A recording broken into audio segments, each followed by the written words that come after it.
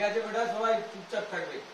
আমি যখন কথাবার্তা বলি না, আমার কানে যদি একটুকু আওয়াজ দিচ্ছি, মাথা পুরো অন্যরকম হয়ে যায়, মানে পাগলের মতো অবস্থা। তখন ধরে কামড়ে দিলে কেউ কিছু দোষ দিতে পারবে না, পরিষ্কার করে দিলাম। অনিন্দিতার বাবা এসেছেন, আসবেন আর কি বলছেন কথা। তো আমি শুরু করছি। আজকে আমাদের খুব বড় বড় আকারে লিখেছি বিদ্যাসাগরের জন্মদিন। মানুষটির ছবি রেখেছি আমরা সামনে, মালা টালা দিয়ে বেশ ভালো করে বরণ করা হলো। কিন্তু দুর্ভাগ্যের বিষয় যে কিছু একটা অজুহাতে মায়েরা আসতে পারেননি। আপনাদেরকে কিছু বলছি, আপনারা যারা এসেছেন তারা অনেকেই, কেউ হয়তো আমার থেকে বয়সে বড় হতে পারেন বলে আমার মনে পড়ছে না, মানে ভাবতে পারছি না, সবাই আমার থেকে ছোটই হবে। তাই সকলকে আমাদের বিদ্যালয়ের তরফ থেকে, আমার তরফ থেকে আন্তরিক অভিবাদন জানাই যে আপনারা এসেছেন এই দুর্যোগে। আর যারা আসতে পারেনি তাদেরকে একবার শতকোটি প্রণাম, যে আপনাদের ছেলেরা লেখাপড়া করছে, দুর্যোগ আছে তাই আমি যেতে পারছি না।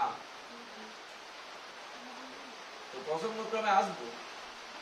আমরা যদি বিদ্যালয়ে আপনারা সাধারণ মানুষ ছেড়ে দিলাম, আমরা যদি বিদ্যালয়ে ঘুরে বেড়াই, দেখা যাবে যে হচ্ছে অনুষ্ঠান হচ্ছে, সবই হচ্ছে, কিন্তু পার পিস টিচারদেরকে তুমি ধরে ধরে জিজ্ঞাসা করা হয় যে বিদ্যাসাগর সম্বন্ধে ডিটেলসে কিছু বলতে হবে।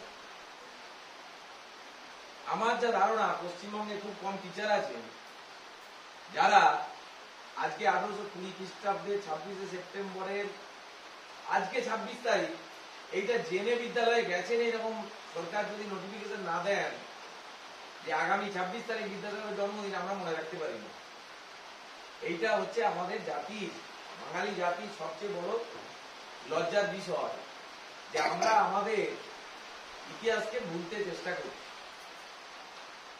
যদি আমার কথা খুব ভালোভাবে শুনতে থাকো তোমরা, সারা জীবন বিদ্যাসাগরকে নিয়ে আর ভাবতে হবে না, লেখাপড়া নিয়ে ভাবতে হবে না, আর পরীক্ষার খাতায় গিয়ে ভাবতে হবে না যে কি কোশ্চেন করবে। আমি যা বলবো সেগুলো যদি একটু মনোযোগ সহকারে শোনা যায়, মৃত্যুর আগে পর্যন্ত মনে থাকবে যে স্যার কি বলেছে। মুনমুন ম্যাডাম বলে গেছে যে দরিদ্র ব্রাহ্মণ পরিবারে জন্মগ্রহণ করেছেন। ঠিক আজকে নয়, এখনো দরিদ্র ব্রাহ্মণ পরিবার আছে, এখনো সম্প্রদায় ভারতবর্ষের বুকে বিরাজ করছে, জাতি ধর্ম বর্ণ সম্প্রদায় বিরাজ করছে। ভারতবর্ষের বুকে যখন দুর্যোগের ঘনঘটা চলছে, রানী অর্থাৎ 1757 খ্রিস্টাব্দের পলাশী যুদ্ধের পর ভারতবর্ষের স্বাধীনতা সূর্য অস্তমিত হয়েছিল। তার বেশ কিছু বছর বাদে আমাদের ভারতবর্ষে আকাশে অনেক নক্ষত্রের আবির্ভাব ঘটে। অনেক নক্ষত্র, শুধু ঈশ্বরচন্দ্র বিদ্যাসাগর নয়, পালা করে ঈশ্বর নেমে এসেছেন। দেখতে পাওয়া যাবে রামকৃষ্ণদেব, আমাদের কামারপুকুরে আমরা জন্মগ্রহণ করেছি, যারা করেছো, আমি করিনি, আমি জন্মগ্রহণ করেছি ঠিক ওনার বাড়ির কাছে বাড়ি আমার, বিদ্যাসাগরের বাড়ি যেটা নিজের বাড়ি তার পাশের বাড়ি আমার। আমি সেখানে জন্মগ্রহণ করতে পারিনি, এটা আমার কাছে দুঃখদায়ক। তো উনি জন্মেছেন কোথায়? বীরসিংহে বলে একটি গ্রামে, বীরসিংহ বলে একটি গ্রামে, খুব দরিদ্র ব্রাহ্মণ পরিবার। আলোচনার সাপেক্ষে এটা বলে রাখা ভালো, তখনকার 200 বছর আগেকার কথা বলছি, আজকের কথা নয়। আজকে যারা আমরা ক্যাজুয়াল, বিদ্যালয়ে ম্যাডাম হোক বা গার্জেন হোক, ক্যাজুয়াল চলে আসতে পারি যে কোনো ড্রেস পরে, তখনকার সমাজ ব্যবস্থা ঠিক এই জায়গায় ছিল না।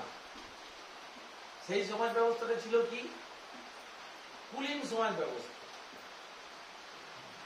মেয়েদের যারা বসে আছো, বর্দি, সায়ন্তনী, তিতলি, এতদিনে এদের বিয়ে হয়ে যাওয়ার কথা, সেই সমাজ ব্যবস্থায় স্নিগ্ধা ব্যানার্জি যারা বসে আছে, 8 বছর বয়সে বিয়ে হতো মেয়েদের, যারা একটু উচ্চ সম্প্রদায়ের ছিল, মামুন কায়েত এই জাতীয়, তাদের 8 বছর বয়সে বিয়ে হয়ে যেত।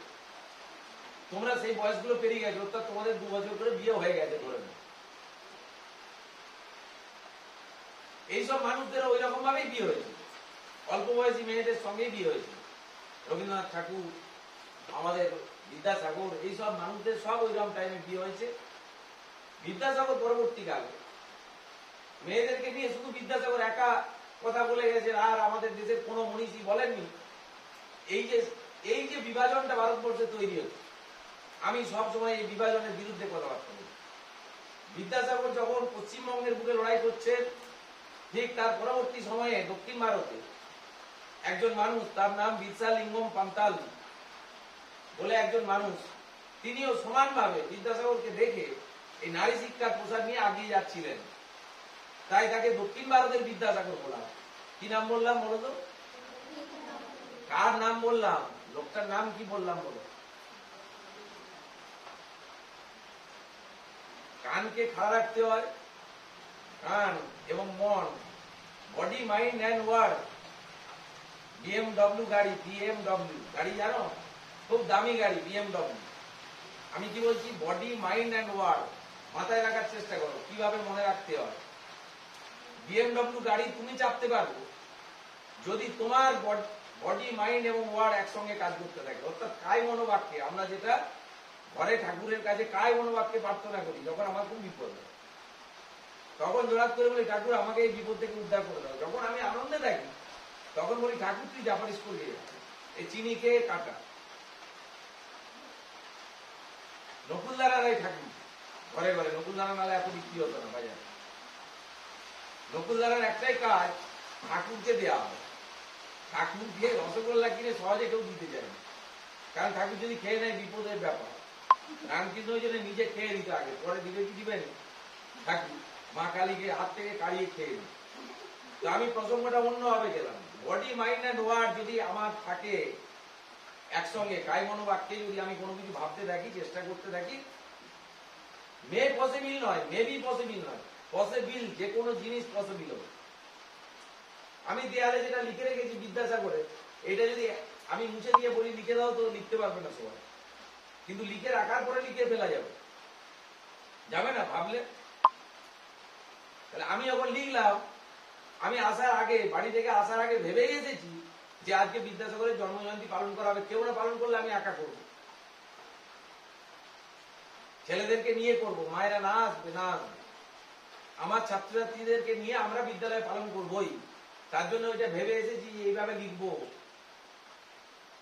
এটা লেখার জন্য আমার তিনটে জিনিসকে একসঙ্গে কাজ করাতে হয়েছে, বডি মাইন্ড এবং ওয়ার্ড, তিনটে জিনিসকে কাজে লাগিয়ে তবে বোর্ডে ওইটা লিখে দেওয়া গেছে।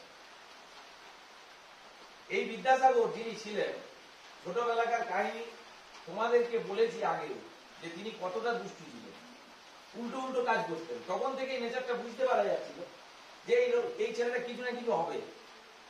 তো তখনকার দিনে ম্যাডাম বললেন যে বাংলা ভাষা ছিল অগোছালো, সাজানো। আসলে কি, সংস্কৃত ভাষার প্রাদুর্ভাব ছিল বিরাট, এবং এই সংস্কৃত ভাষা শিখতে পারতো না সবাই।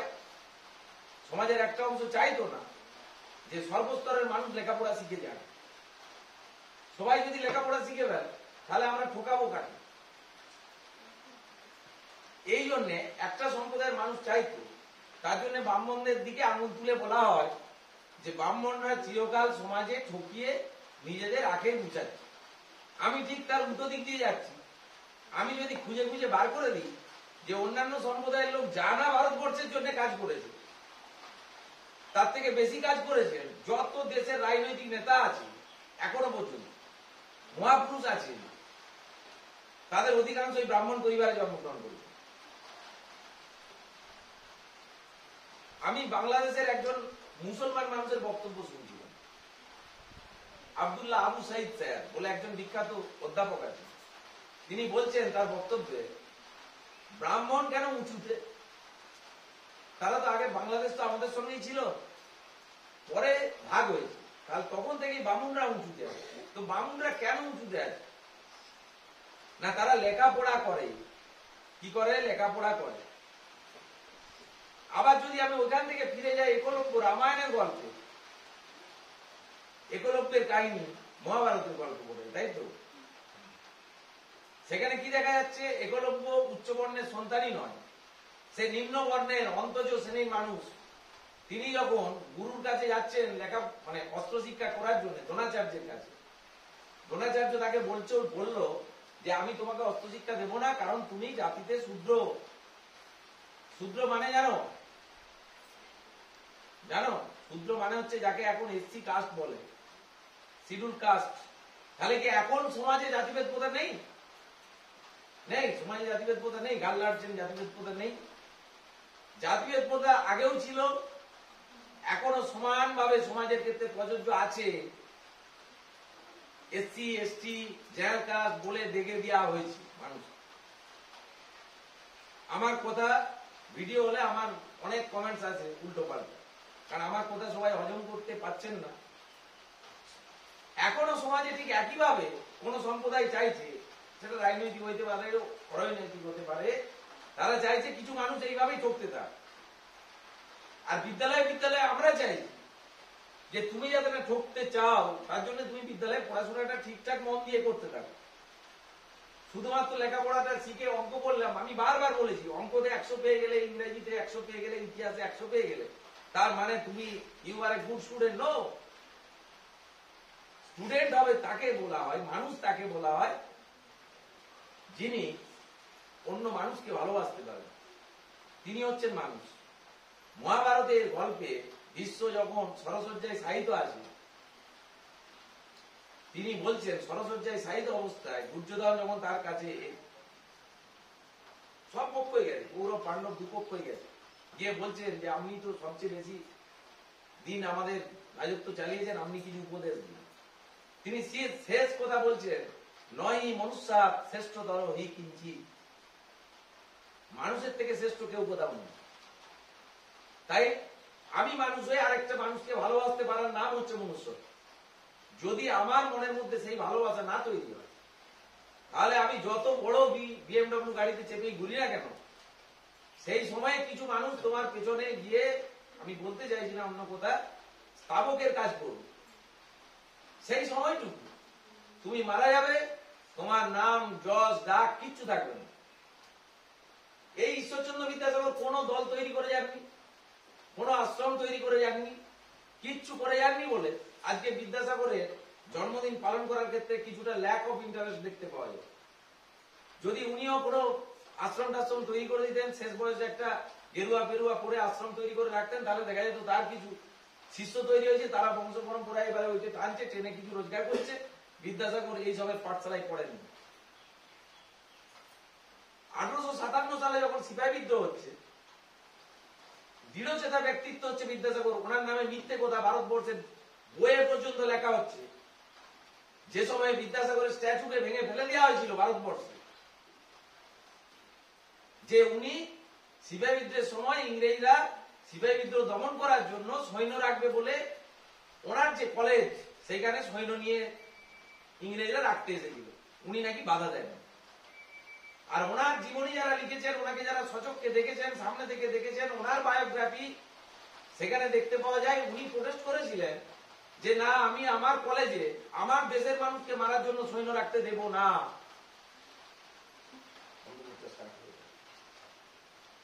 এর নাম বিদ্যাসাগর। উনি খুব একটা ঈশ্বরকে পছন্দ করতেন, কিন্তু দেখো ভগবানের কি পরিহাস, ওনার নামের সঙ্গে ঈশ্বরচন্দ্র যুক্ত করা আছে। আমরা যে জন জন্মেছি, যে কজন এখানে বসে আছি, যারা আছি, কেউ কারোর নাম কিন্তু নিজেরা সিলেক্ট করে চলে আসি। উপর থেকে নামছি যখন নিচে মায়ের গর্ভে, তখন যে যার নামটা সিলেক্ট করা আছে, আমার এই নাম হবে, আমি ভেবেছি।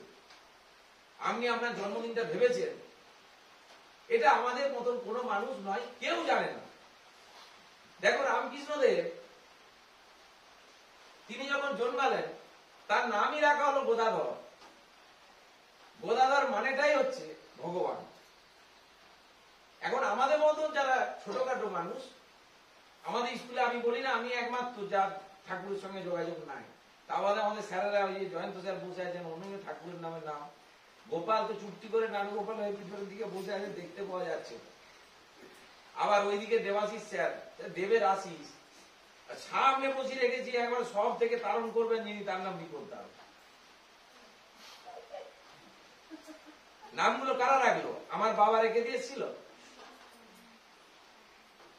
আমি যাব ভিতরে, ঢুকবো আস্তে আস্তে, বুঝতে চেষ্টা করতে হবে যে বিদ্যাসাগর ঈশ্বরে বিশ্বাস করতেন না বলে রামকৃষ্ণদেব যখন ভালো নাম ডাক হয়ে গেছে, সবাই রামকৃষ্ণের সঙ্গে দেখা করতে যাবে, বাট বিদ্যাসাগর কোনোদিন দেখা করতে যাবে, কারণ ঈশ্বরে তার বিশ্বাস ছিল কি ছিল না সেটা তিনি জানেন, জানতেন ভালো। তিনি একটাই কথা বলতেন, মানুষের কাজ করো, ঈশ্বর সামনে এসে দেখা দিবে, আলাদা করে পুজো পাঠ করার কোনো প্রয়োজন নেই। তো রামকৃষ্ণদেব বাধ্য হয়ে বিদ্যাসাগরের সঙ্গে দেখা করতে গেছে, বাধ্য হয়ে, যে বিদ্যাসাগর যখন আসছে না, আমি যাই রামকৃষ্ণদেবের সঙ্গে দেখা করতে।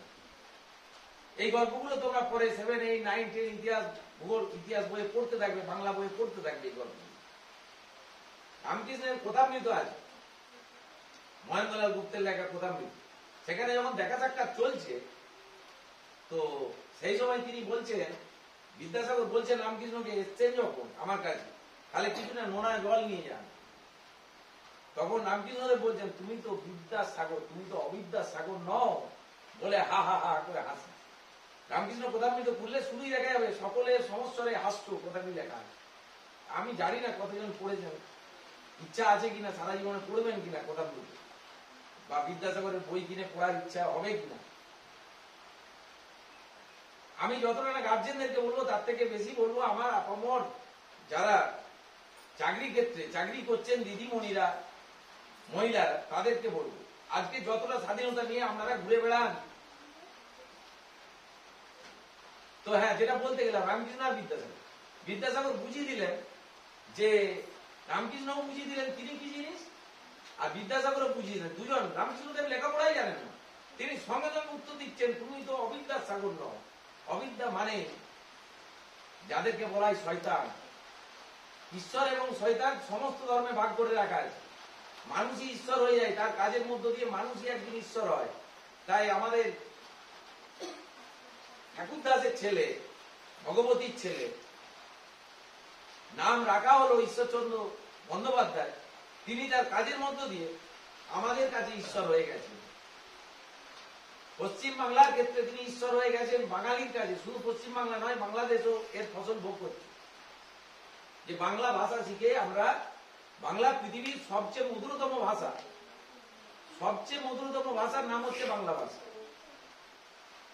সেই ভাষায় আমরা মায়ের কাছ থেকে ছোড়াতে গান শুনি, ঘুম পাড়ায় মায়েরা সেই বাংলা ভাষা দিই। তো স্যার বলেছেন শিক্ষা দেওয়ার পদ্ধতি, যে উনি কাউকে শিক্ষা দেবেন বলে কোনোদিন কোনো আচরণ করেন। এখন আচরণ যিনি নিয়েছেন, যে বিদ্যাসাগর, তাকে কেউ তাকে পয়সা দিতে গেল, তিনি নিলেন না, তিনি বললেন ঠিক আছে, বলছে আপনার নাম কি, না আমাকে লোকে বিদ্যাসাগর নামে চেন। যেই বলল, তখন বিদ্যাসাগর গোটা দেশের ক্ষেত্রে আরাধ্য দেবতা হয়ে গেল।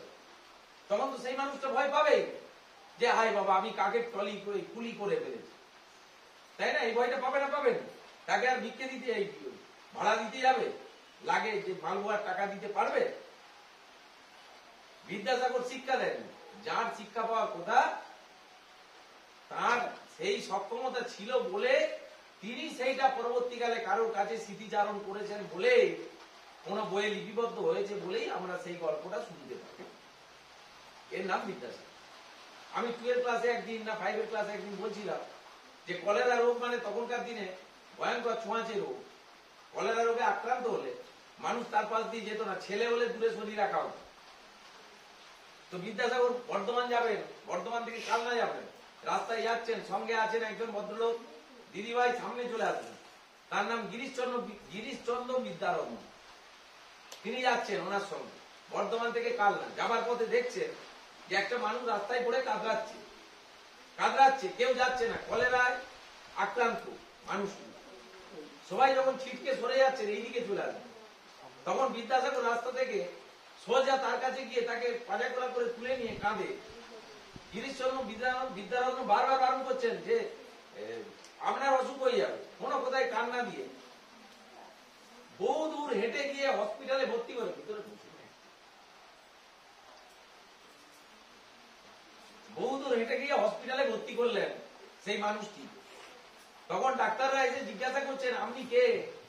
এখনকার দিনে এইরকম ভাবে একটা রুগীকে, কলেরা মানে বমি আর পায়খানা করে গোটা গা ছেড়ে বসে আছে, বুঝতে পেরেছে? তাতে কে কোলে করে নিয়ে যাবে, কাঁধে করে নিয়ে যাবে? সে ব্রাহ্মণ।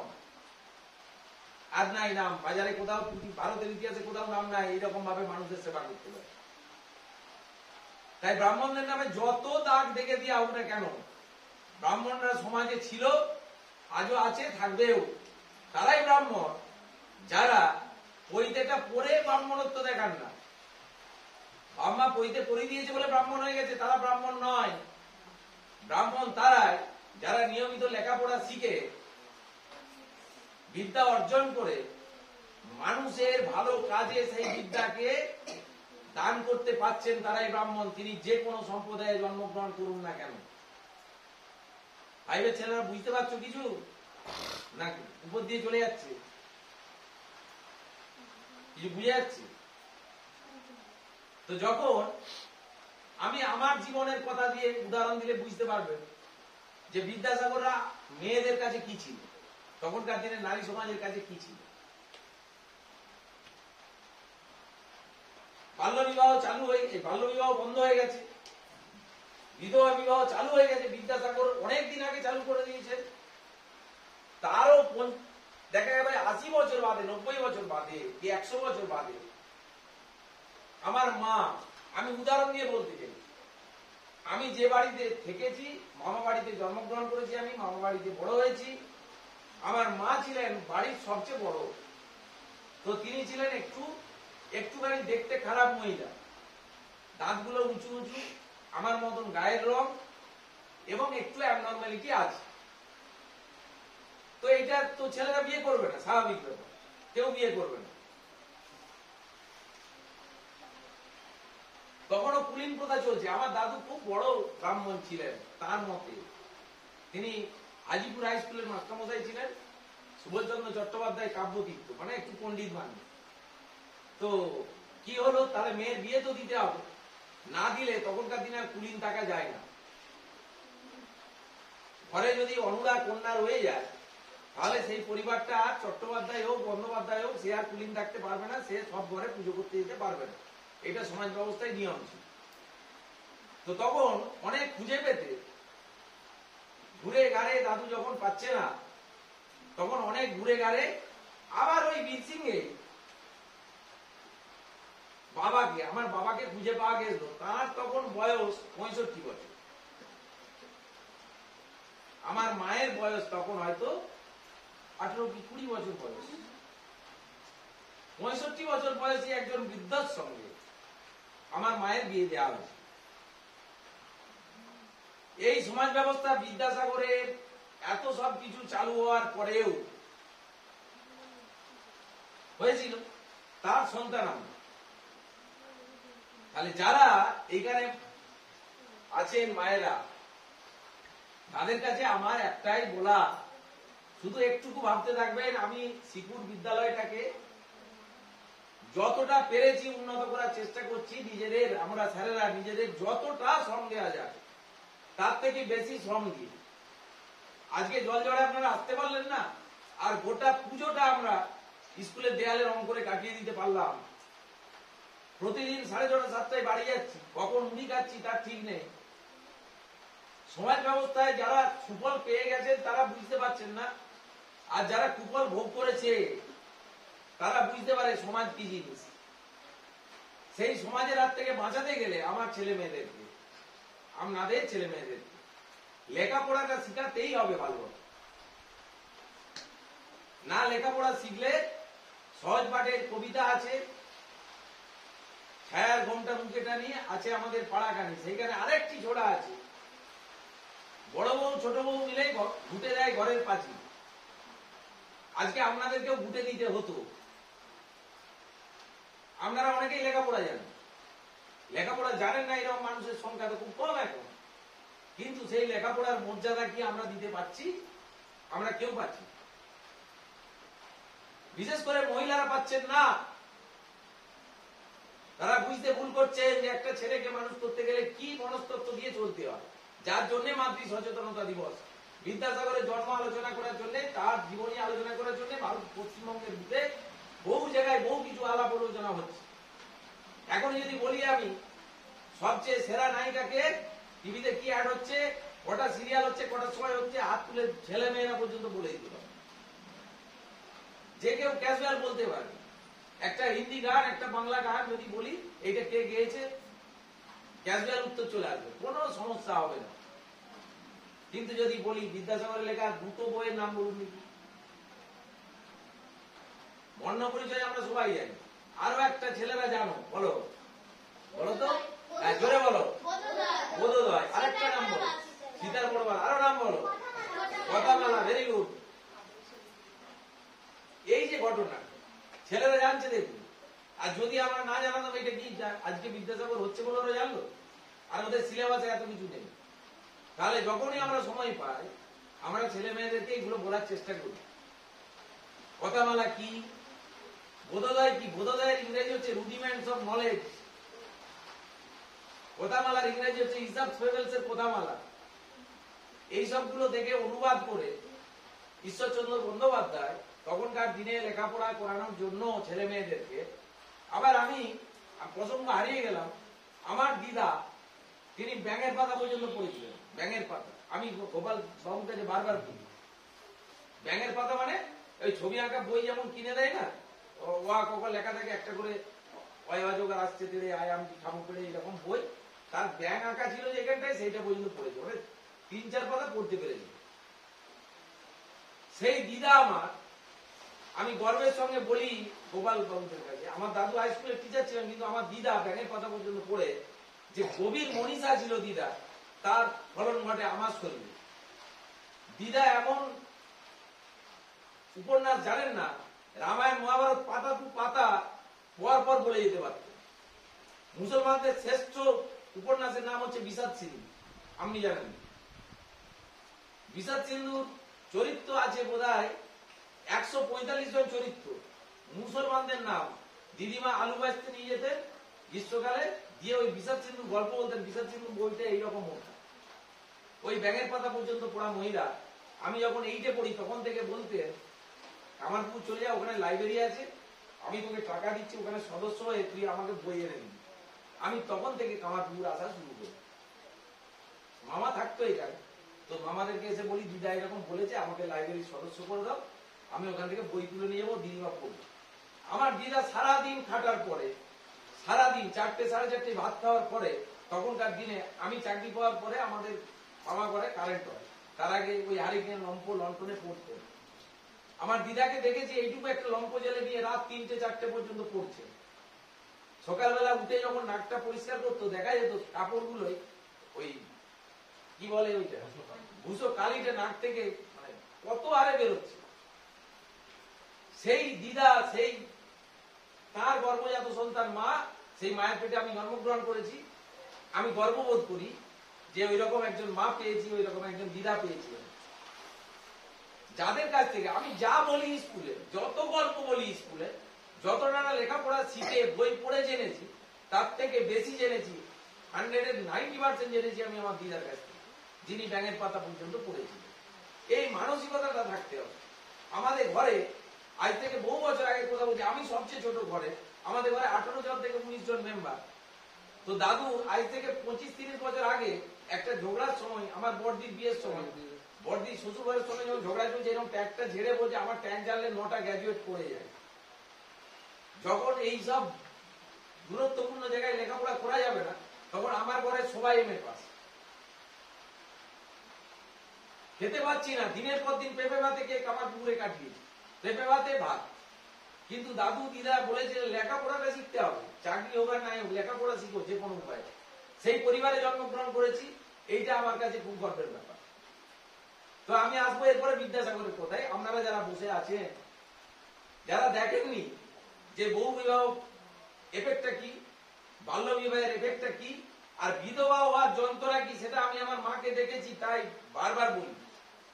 আমার মা আমি যখন খুব ছোট্ট, স্কুলে ভর্তি হওয়ার মতন বয়স হয়নি, 6 বছর প্লাস, সেই সময় আমার বাবা মারা যায়। আমি দেখেছি আমার মাকে ওই অবস্থায় আয়নার সামনে দাঁড়িয়ে সিঁদুর পড়তে, যখন বিধবা হন। বিধবা যখন হলেন, তারপরে এই সমাজের ব্যাধি কিভাবে তাকে কুড়ে কুড়ে তার জীবনটাকে শেষ করে দিয়েছিল, তাই অল্প বয়সে মারা গেলেন তিনি, সেটাও 2 চোখ ভরে দেখেছি। একাদশীর উপবাস যে কি কষ্টদায়ক ব্রাহ্মণ করে, আমি শুনে মজা পাই যখন শুনি অন্যান্য সম্প্রদায় করে মাছ মাংস ডিম সবই খায়। আমাদের কাছে সেটা মজার লাগে, কারণ আমি আমার মাকে দেখেছি সেদিন থেকে পেঁয়াজ রসুন আদা ডিম মাংস মাছ টোটাল উঠে গেল। আমি ঘরে মাছ কিনে নিয়ে গেলেও মা বলতো গন্ধ ছাড়ে, তার জন্য আমি প্রথম বাজারে মাছ কাটানো শুরু করে দিই, যে আর ঘরে নিজে ছাড়ানি করবো। এবং আমার ঘরে এখনো বোধহয় মা মারা যাওয়ার পর থেকে পেঁয়াজ রসুন দিয়ে মাছ রান্না শুরু হয়েছে, নাহলে পেঁয়াজ রসুন বাদেই মাছটা রান্না করা হয়। এক ফোঁটা জল খেতে পারবেন না আপনি সকাল থেকে সন্ধ্যে পর্যন্ত, একাদশী না কমপ্লিট হওয়া পর্যন্ত। যখন আমি চাকরি পেয়ে যাই, চাকরি পেয়ে মাকে আমি দৃঢ়তার সঙ্গে ঘরে বলি একাদশী মা সারা প্রতি মাসে করতে পারবে না, তখন আমার ঘরে লোকেরা আমার বিরুদ্ধাচরণ করে যে তুই এইভাবে আমাদের সিস্টেমটাকে চেঞ্জ করে দিতে চাইছিস। আমার মাসই প্রতিবাদ করে। আমি সেদিন রাত্রেবেলা তারপরে বাড়ি গেছি, গিয়ে যখন শুনলাম আমি গিয়ে ডিরেক্ট বলেছিলাম যদি পছন্দ হয় রাখুন, নাহলে আমি নিয়ে কালকে পালিয়ে যাচ্ছি। আমার মা আর এত উপবাস করতে পারবে না। যারা দ্বারকা একাদশী পড়েছেন সিলেবাসে, হয়তো মুনমুনের নাম পড়ে থাকতে পারেন, গোপাল বাবু পড়ে থাকতে পারেন, সত্যেন্দ্রনাথ দত্তের লেখা দ্বারকা একাদশী। কেন লেখাপড়া শিখতে হয়? বিগত সমাজ ব্যবস্থাটা জানতে গেলে লেখাপড়া জানতে হয়, নাহলে আপনাকে কে শিখিয়ে দিচ্ছে? সেখানে দেখানো হচ্ছে মা তার স্বামী আছেন, কিন্তু মেয়েটা তো বাল্য বিধবা। সে যখন ঠাকুর ঘরে প্রণাম করতে যাচ্ছে দেখতে পাচ্ছে যে কোথাও থেকে একটু জল হয়তো পাকা মেঝেতে পড়ে আছে, সেটা দেখে তার জিভটা শুকিয়ে আসছে যে আমি ওই জলটা খেতে পেলেও পারবো। কিন্তু গ্রীষ্মের কঠোর তপ্ত দুপুরে ওই জলটাও ছোঁয়ার ক্ষমতা তখনকার দিনের এই ধর্মীয় ব্যবস্থায় ছিল না। এই উচ্চ বর্ণের মহিলারা এই এত কষ্ট সহ্য করে আমাদের পরবর্তী প্রজন্মদের জন্ম দিয়ে গেছে, মানুষ করে দিয়ে গেছে। বিদ্যাসাগর সেই লড়াইটা লড়ে গেছেন তারও 100 বছর আগে, কিন্তু সমাজ পুরোটা মেনে নেয়নি। বিদ্যাসাগরের নামে কলঙ্কের বোঝা চাপিয়ে দিয়েছেন বারবার, গ্রামে থাকতে পারেননি। বাল্য বিবাহ অর্থাৎ এই যে বাচ্চাদের বিয়ে হয়ে গেল, যারা বই দেখেছেন সাবানা আজমি, দেখেছেন নাকি জানি না, দেখে নেবেন চেষ্টা করলে, বইটার নাম সতী। এখন মোবাইলে খুললেই পাওয়া যায়, দেখলে বুঝতে পারবেন, আমি অত বিষয়ে যাব না। তো তিনি যখন এইটা নিয়ে আন্দোলন করছেন, তার আগে সালটার নিয়ে আমি বেশি মাথা ঘামাচ্ছি না। আপনাদের প্রত্যেকে, আমাদের স্কুলে বেশিরভাগটাই হচ্ছে ছাত্রী, ছাত্রের সংখ্যা খুবই কম, তাই ওই ছাত্রীদের প্রতি আমাদের একটু দয়া বেশি আছে। ওরা যাতে ভালোভাবে লেখাপড়া শিখে বড় হতে পারে। মন্তাজুল প্লিজ লুক এট মি, আমার দিকে ঘুরে তাকাও। যখন এই বিধবা বিবাহের সপক্ষে লড়াই করছে, বিধবাদেরকে বিবাহ দিতে হবে, তখনকার সময় তাহলে মেনে নেবে? মেনে নেবে না। ওনার নামে যত কিছু ছোড়া রচনা করা হয়েছে, দিয়ে রাস্তা দিয়ে পেরিয়ে গেলে ওনার পিছনে পিছনে লোক যে ওই ছোড়া বলে বলে গালিগালাজ দিয়ে এমন ভাষা প্রয়োগ করতো, সেই ভাষা বলবো না, যেগুলো এখনকার দিনে আর প্রযোজ্য নয়। তিনি গ্রাম ছাড়তে বাধ্য হলেন, রাতের পর রাত জেগে ইংরেজদের সহযোগিতা নিয়ে। তারা বললেন, ইংরেজরা বললেন যে আপনি বললেই তো হবে না, তখন তো আমাদের এই ইন্ডিয়ান পেনাল কোড এখনকার দিনেরটা চলছে না, আগেকার দিনের সমাজ ব্যবস্থার পেনাল কোড চলছে আমাদের বিচার ব্যবস্থা। তারা বললেন যে আপনাকে এমন কিছু দেখাতে হবে যেটা দেখে আমরা বলতে পারি না আগেকার দিনে এটা ছিল, তবে আমি এখনকার দিনে চালু করতে পারবো। তিনি মনুসংহিতা ঘাঁটলেন, ব্রাহ্মণ সংহিতা ঘাঁটলেন, পরাশর সংহিতা ঘাঁটলেন। আমার কাছে সব আছে, কিন্তু আমি সব বলে আপনাদের মাথাকে বিভ্রান্ত করতে চাই না। সহজভাবে একটি শ্লোক বলবো, যে শ্লোকের মাধ্যমে তিনি প্রমাণ করে দিয়েছিলেন যে তখনকার দিনে মুনি ঋষিদের আমল থেকেই বিধবাদের জন্য ভাবা হয়েছিল। অর্থাৎ ব্রাহ্মণরা কিন্তু কোনোদিনই খারাপ ভাবেন। কিছু কুচক্রী ব্রাহ্মণ, তারা সমাজকে দূষণ ঘটানোর জন্য তারা তাদের সুবিধা মতন কিছু কথাবার্তা, অন্ধমহল বলে একটা বই আছে, খুব সম্ভবত জ্যাকি শ্রফ এবং আমাদের সিনেমা আর্টিস্টের মহিলাটির নাম ভুলে যাচ্ছি, বলতে পারবো, হ্যাঁ, রূপা গাঙ্গুলি। দেখে নেবেন একবার দয়া করে, যদি কারোর সময় হয়। অন্ধমহল বইটা সার্চ করবেন ম্যাক্স প্লেয়ারে গিয়ে। অন্ধমহল কি বিচিত্র রূপ ছিল তখনকার দিনের সমাজ ব্যবস্থা, সেই রূপটা আপনারা ছেলেদেরকে এখন দেখানোর দরকার নেই, ওরা বড় হয়ে নিজেরাই দেখে নিতে পারে। তবে বুঝতে পারবেন আপনারা আজকে কি সুখী। সেখানে তিনি পার করলেন, দিয়ে একটা শ্লোক দিলেন, নষ্টে মৃতে কবর জিতে ক্লিবে চ পতিতে পত পচস্ব পতেষু নারী নাম প্রতিরণ্যে বিদায়। এর মানে হচ্ছে স্বামী যদি মারা যায় তিনি বিবাহ করতে পারবেন, স্বামী যদি সন্ন্যাস নিয়ে চলে যান তিনি বিবাহ করতে পারবেন, স্বামী যদি অক্ষম হন তিনি বিবাহ করতে পারবেন। এই অক্ষমের ক্ষেত্রে 6 মাস অপেক্ষা করতে হবে, তখনকার দিনের সমাজ ব্যবস্থা বলে রেখেছে। বুঝাতে পেরেছি আপনাদেরকে নিশ্চিত। আর কি আছে, যদি খেপে যান তাহলে তখনকার দিনের সমাজ ব্যবস্থাতেই চালু ছিল যে বিধবাদের বিবাহ দেওয়া যাবে। এইটা হয়ে গেল মোক্ষম একটা ক্লিপিংস বিদ্যাসাগরের ক্ষেত্রে। সবারই ওনার পক্ষে 987টা ভোট পড়েছে, উনি 987 জনে সই করিয়ে জমা দিয়েছিলেন খুব সম্ভবত, যদি খুব না ভুল করি। আর অপরপক্ষে রাধামোহন দেব বলে একজন ব্যক্তিত্ব, সমাজের বিরাট প্রতিভাশালী মানুষ, তিনি 36,000 সই বিধবা বিভাগের বিপক্ষে দিয়েছিলেন। কিন্তু মহামান্য সরকার এই শ্লোকগুলো, আরো শ্লোক আছে, অনেকগুলো শ্লোক আছে আমার কাছে, সেই শ্লোকগুলো দেখিয়ে বিদ্যাসাগর প্রমাণ করে দিলেন যে আগের ব্যবস্থায় এগুলো চালু ছিল। তবে পাস হয়ে গেল যে বিধবাদের বিবাহ করা যাবে, এবং তিনি প্রথম বিবাহ দিলেন তার তৈরি করা স্কুল, সেই স্কুলের একজন মাস্টার শ্রীচন্দ্র বিদ্যারত্ন, শ্রীচন্দ্র বিদ্যারত্ন, তার সঙ্গে বর্ধমানের একটি মেয়ে, সেই মেয়েটির নাম হচ্ছে তারা সুন্দরী দেবী, তার সঙ্গে বিবাহ দিলেন প্রথম কলকাতায় নিজের পয়সা খরচ করে, দিয়ে চালু করলেন। কোন ভয়ের কাছে মাথা নিচু করেনি কোনো। আবার ওনাকে ঠকিয়েছেন কত মানুষ, যাদেরকে পতিতা বলা হয়। কিছু মানুষ টাকা রোজগার করতে চায়, কলকাতা থেকে পতিতা ধরে আলো, এসে বললো এই মেয়েটির এই গ্রামে বাড়ি, এর বিধবা হয়ে গেছে, এর বিয়ে দেওয়া যাচ্ছে না, আপনি কিছু টাকা সাহায্য করুন। বিদ্যাসাগর অত সব দেখতেন, তিনি অমনি দিয়ে দিলেন তখনকার দিনে 100 টাকা, মানে এখনকার দিনে বহু টাকার সমান। এইভাবে টাকাগুলো বিদ্যাসাগরের কাছ থেকে টুপি পরিয়ে নিয়ে নিয়েছেন। আর টুপি পরানো বিদ্যাসাগরকে সহজ, কিন্তু বিদ্যাসাগর জানতেন সবই, সমাজে যাতে এইটা বেশিভাবে চালু হয় তার জন্য তিনি এই কাজগুলো করেছিলেন। নিজের ছেলের সঙ্গে বিয়ে দিয়েছিলেন এইরকম একজন বিধবা, নিজের ছেলে নারায়ণচন্দ্র, তার জন্য ওনার বইয়ের সঙ্গে চিরকালের মতো সম্পর্ক শেষ হয়ে যায়।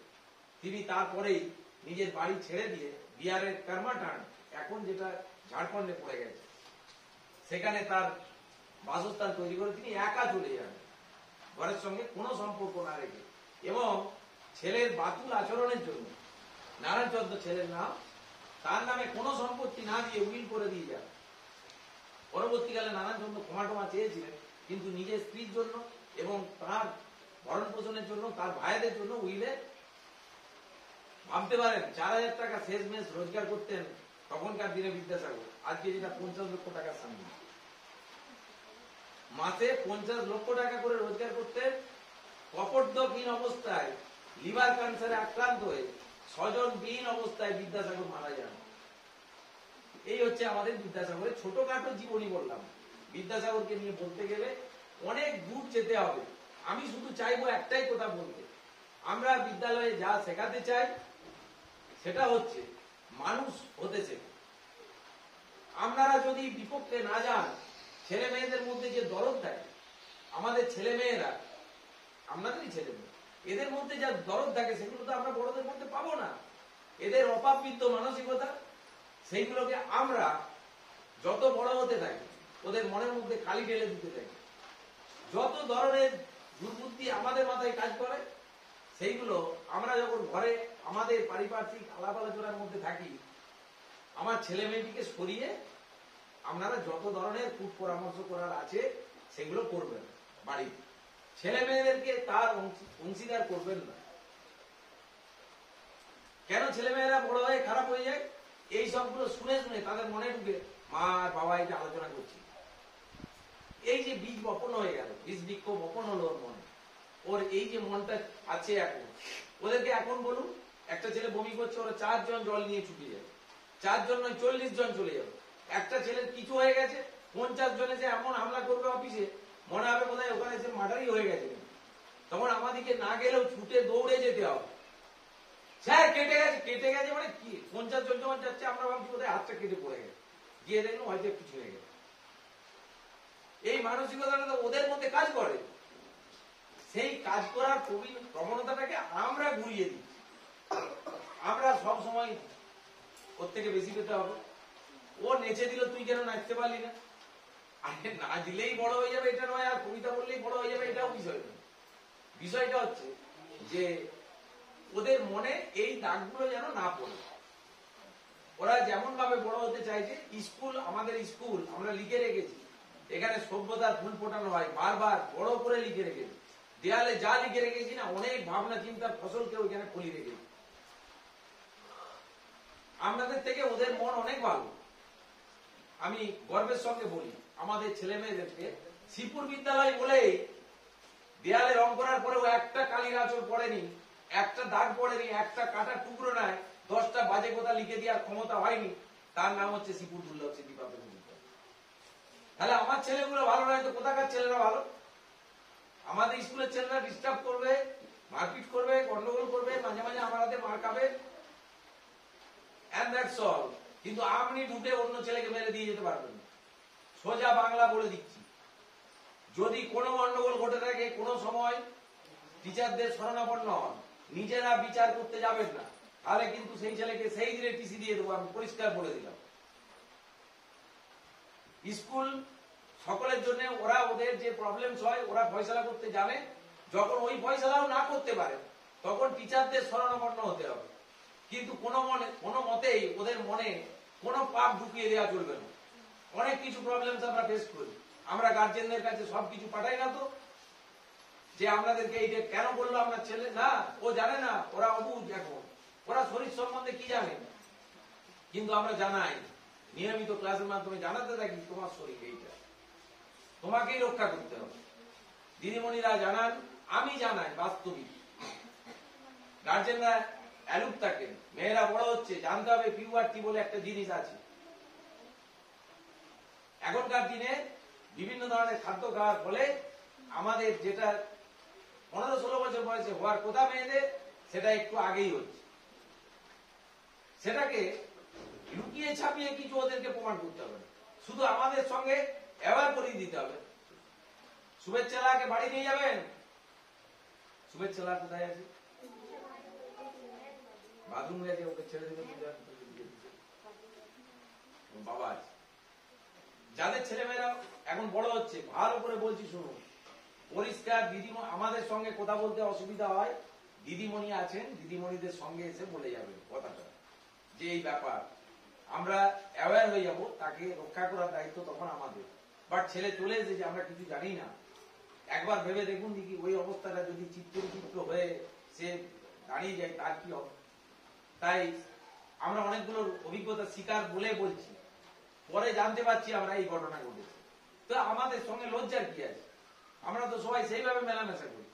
ছেলে মেয়েদেরকে আমাদের মাতৃ সচেতনতা দিবসে একটাই কথা, আমি শুধু একটি কথা বলবো, আর কোন জ্ঞানের উপদেশের কথা সবাই আমরা জ্ঞানী, একটি কথা, ছেলেদের মনে কোন রকম কুচক্তি মনোভাব তৈরি করার চেষ্টা করা দরকার নেই। সব ছেলে ভালো, এইটা বলার চেষ্টা করতে থাকুন। সবাই ভালো, আমরা সবাই ভালো, তোমরা সবাই ভালো। আমরা ক্লাসে সবাইকে তুলে ধরতে চাই। আমরা আমাদের ভিডিও ছাড়ছি ইউটিউবে, আমার দুঃখ লাগছে, আমি দিনের পর দিন কবিতা ছাড়ছি, সেটা দেখছে না। কাদের জন্য খাটছি? 1.5 ঘন্টা ভিডিও ক্লিপিং ছাড়ছি, এই 1 ঘন্টা ধরে বকে চলেছি সমানে, তবে তো একটা ইউটিউবে ভিডিও লোড করা যাচ্ছে না। তখন 1 গ্লাস জল পর্যন্ত আমি খাচ্ছি না, দিয়ে ছেড়ে দিচ্ছি যে আপনারা সেটা দেখতে থাকুন। যে ছেলেটা আজকে স্কুল আসেনি তাকে ওইটা দেখিয়ে দিই, প্রতিদিনের ক্লাসের অ্যাক্টিভিটিটা দেওয়া হচ্ছে, শেষের দিকে সামারি করা আছে। কালকে একটা সুন্দর ক্লাস করা আছে, দেখেছেন কেউ? আজ পর্যন্ত কোথাও শুনেছেন এরকম হয়েছে? তাহলে সেই ক্লাসটা আজকে যারা গেল না, সেই ক্লাসটা আমার দেখিয়ে দিয়ে আমার মায়ের কর্তব্য যে দেখ, আজকে মাই কোটাল বলে একটি নাই, সে খাতা এনেছে, কালকে আমরা 16টা রেডি করেছিলাম, ও এনেছে শেষ পর্যন্ত তৈরি করে 25টা, ওইটার ভেতর থেকেই তৈরি করেছে। তাহলে তার মায়ের সাহায্য নেই, কারো সাহায্য নেই, কিন্তু সে তো জানতে চেষ্টা করছে। আমরা চাইছি কিউরিসিটি বাড়াতে ছেলে মেয়েদের, বিদ্যালয়ে প্রচন্ডভাবে চেষ্টা করছি ছেলে মেয়েদের কিউরিসিটি বাড়বে। যে মানে ছেলে মেয়েরা আপনাদের ভাষাতে, আপনারা সবাই জানেন যে আমাদের ছেলেরা বোধহয় বিরাট বুদ্ধিমান, এইরকম। আমার সব ছেলে বুদ্ধিমান। আমি বারবার বলছি যে আপনাদেরকে 10 নম্বরের কোশ্চেন দিয়ে দিচ্ছি ওই সিলেবাস থেকে, পুরোটার উত্তর দিয়ে যান দিই। ছেলেরা ভড়কে যায়, কোশ্চেনের উত্তর করতে পারে না, বারবার ফোন করে জিজ্ঞাসা করুন স্যারদের, এই সুকান্ত দা এটা কি হবে গো? 10 নম্বরের কোশ্চেন 1 to 4 এর 1 5 এর কোশ্চেন অ্যান্সার সবাই জানে, 1 আর 2 এর উত্তর দিতে পারবে না। তাহলে কলকাতা সিলেবাসে অনেক কিছু করে রাখা আছে যেখান থেকে নতুন করে কিছু শিখতে পারে। আর যে ছেলেটা যেদিকে মুড নিচ্ছে, কেউ খেলতে চাইছে সেই দিকটা আমাকে নজর রাখতে হবে, কেউ নাচতে ভালোবাসছে তার নাচের দিকে নজর দিতে হবে, কেউ হয়তো ছবি আঁকতে ভালোবাসছে সেই ছবি আঁকার দিকে নজর দিতে হবে। আমি চেপে বসে থাকলে হবে না, যার যেদিকে মন চাইছে তাকে সেই দিকটা দিয়ে নিয়ে যেতে হবে, তার নাম হচ্ছে শিক্ষা। আর আবারও বলছি, যদি ক্লাসে কোনো সময় দেরি হয়ে যায়, বাইরে দাঁড়িয়ে কোনো ইলিগাল কথাবার্তা বলবেন না কেউ। যার প্রয়োজন হবে বিদ্যালয়ে ঢুকবেন, যে ক্লাস চলছে সরাসরি এসে বলবেন আমি আমার ছেলে নিয়ে চলে যাব। আমি আগেও বলেছি, আবারও বলছি, বাইরে দাঁড়িয়ে নিজের বিদ্যালয়ের নামে দুর্নাম করবেন।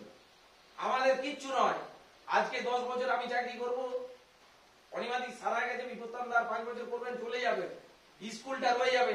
স্কুলটার নাম শ্রীপুর দুর্লভ স্মৃতি, এই গ্রামের স্কুল। স্কুলটা রক্ষা করার দায়িত্ব এই গ্রামের মানুষদের, আমাদের নয়।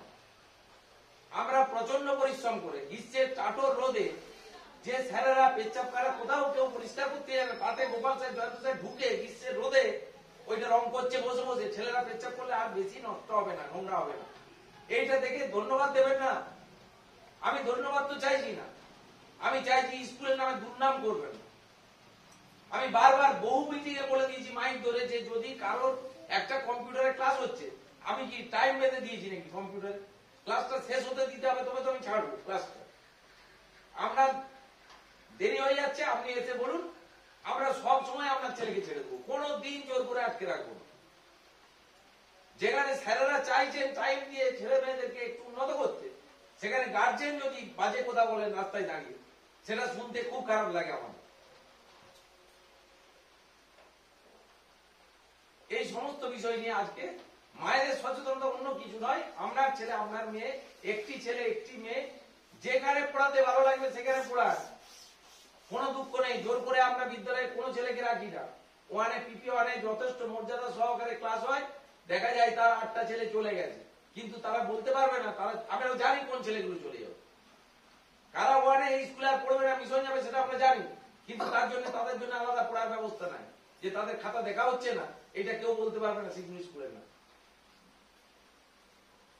যে ছেলে যেমন, এক একটা ক্লাসে 2টো করে টিচার পাঠানো হচ্ছে, এসে কোনোদিন দেখতে পাবেন না অফিস ঘরে একটা টিচার বসে আছে কোন লেজার পিরিয়ড। লেজার পিরিয়ড আছে, চলো আমার সঙ্গে ক্লাসে চলো, গোপালের সঙ্গে দেবাশিসের সঙ্গে আমি যাচ্ছি, আমার হয়তো লেজার আছে, গোপালের ক্লাসটায় ঢুকছি, দুজনে মিলে খাতা দেখছি, এগুলো নমুনা পান না। নিজেদের বিদ্যালয়, আজকে বিদ্যাসাগর বলে নয়, আমি চিরকালই বলে যাব। আর যদি যেদিন মনে হবে যে সুকান্ত স্যারকে প্রয়োজন নেই, ক্যাজুয়াল আমাকে একজন বলবেন, আমি পরের দিন ট্রান্সফার নিয়ে চলে যাবো, আমার 5 মিনিট সময় লাগবে না ট্রান্সফার নিতে। এখান থেকে আজকে শুনলে কালকে ট্রান্সফার নিয়ে চলে যাবো, 5 মিনিটের খেলা আমার। কিন্তু বিদ্যালয়ের অসম্মান, সেটা আমাদের অসম্মান সবারই, এইটা করবেন না। থ্যাংক ইউ, আজকে আমাদের এতক্ষণ ধরে সময় দিলেন আপনারা। আর ছাত্রছাত্রীরা আমার সকলকে ভালোবাসা জানিয়ে, আপনাদেরকে যথাস্থানে অভিনন্দন, ভালোবাসা, শ্রদ্ধা জানিয়ে আজকের অনুষ্ঠান শেষ করি। সকলে একবার সবাই একযোগে আমাদের ঈশ্বরকে প্রণাম করবে। আমাদের ঈশ্বর, লেখাপড়ার ঈশ্বর, তার নাম ঈশ্বরচন্দ্র বন্দ্যোপাধ্যায়। সবাই প্রণাম করেছো? হ্যাঁ, মনে রাখতে হবে যে ওই মানুষটার জন্য আমরা আজকে জামা প্যান্ট পরে, এই ধরনের জামা প্যান্ট পরে বিদ্যালয়ে আসতে পারি। আগেকার দিনে স্কুল যেত মেয়েরা, তখনকার দিনে ছোট ছোট শাড়ি পাওয়া যেত, সেই ছোট ছোট শাড়ি পরে তোমাদের বয়সী ছেলে মেয়েরা বিদ্যালয়ে যেত। বিদ্যাসাগর চালু করার পরে তখন এই ড্রেস চালু হয়নি। তাহলে এই আধুনিক শিক্ষা ব্যবস্থায় দাঁড়িয়ে বিদ্যাসাগরকে প্রণাম জানাতেই হবে, কারণ আমরা আধুনিক হতে পারছি তার জন্য, সেই মহান মানবটির জন্য, ওই সময় সংস্কারকের জন্য, যিনি নিজের জীবনটা শুধু নারীদের জন্য উৎসর্গ করে দিয়ে গেছে। যাতে নারীরা তাদের জীবন সুখে শান্তিতে কাটাতে পারে। তাই আমরা আরেকবার বিদ্যাসাগরকে সকল ছাত্রছাত্রী একসঙ্গে প্রণাম করবে, স্যার ছবিটা নেবেন, নিয়ে আমরা অনুষ্ঠানটা শেষ করব। তারপর ক্লাস ওয়াইজ বলবো, তোমরা ক্লাস ওয়াইজ বাইরে যাবে। ওকে।